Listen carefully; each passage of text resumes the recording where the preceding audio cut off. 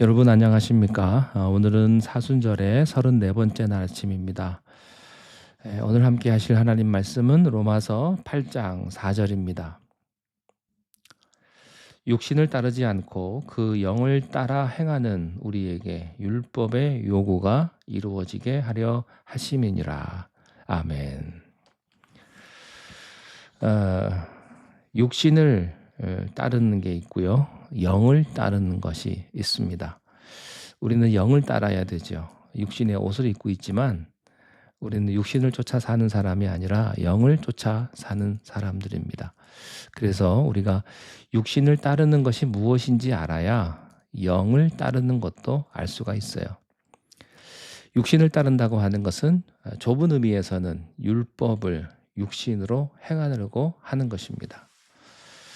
또 넓은 의미로는요, 정죄된 육신의 가치로 육신의 정욕을 따라 살아간다는 것입니다.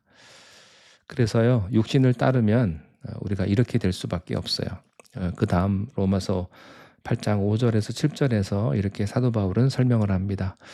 육신을 따르는 자는 육신의 일을, 영을 따르는 자는 영의 일을 생각하나니 육신의 생각은 사망이요 영의 생각은 생명과 평안이니라. 육신의 생각은 하나님과 원수가 되나니 이는 하나님의 법에 굴복하지 아니할 뿐 아니라 할 수도 없음이라. 여러분, 죄가 뭡니까? 죄란 관역을 벗어난 화살입니다. 그러니까 끝없는 하나님과의 빗나감이라고도 말할 수 있어요.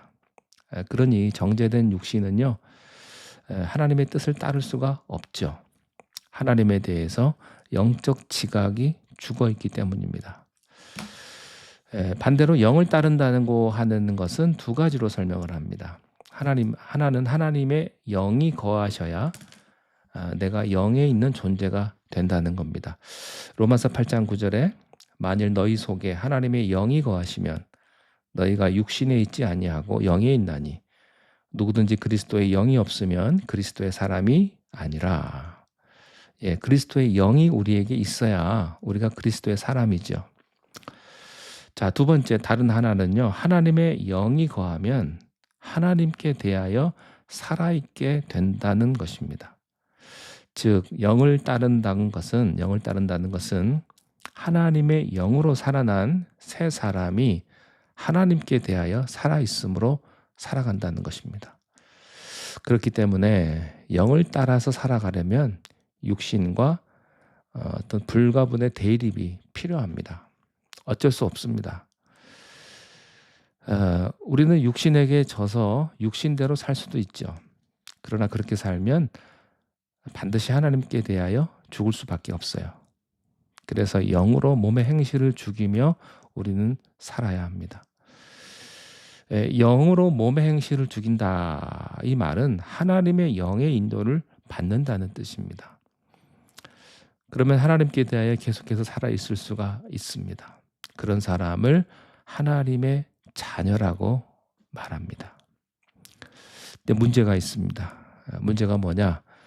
하나님의 백성이, 하나님의 자녀가, 하나님의 성도가 은혜로 영에 속하기는 했지만 늘 성령의 인도를 받지 못하고 산다는 거죠. 그러니까 영으로 육신을 이길 수가 없고 여전히 육신에 속한 그렇게 나약하고 어린 그리스도인으로 살아갑니다. 성도는요, 신령한 자로 성장해야 합니다.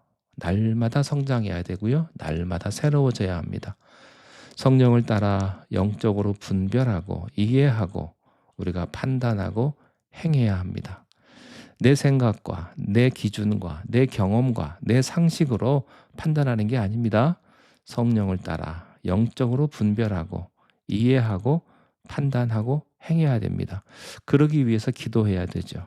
우리가 기도하고 무엇이든지 행동해야 될 줄로 믿습니다. 그것이 그리스도의 마음으로 행하는 거예요. 그것이 영을 따라 행하는 것입니다. 그 안에 생명과 평안이 있습니다.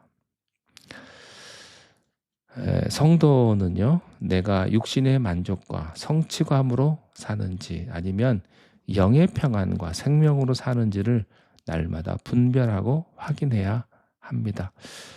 성령의 열매는 영으로 살아야 맺히는 결실이기 때문이에요. 여러분 하루하루 영으로 사는 법을 우리가 깨닫고 또 성령의 열매를 경험하시는 놀라운 하나님의 축복이 함께 하시기를 바랍니다. 기도하겠습니다. 하나님, 오늘 하루도 우리가 영으로 행하여 주님이 원하시는 열매로 나타나게 하여 주시옵소서.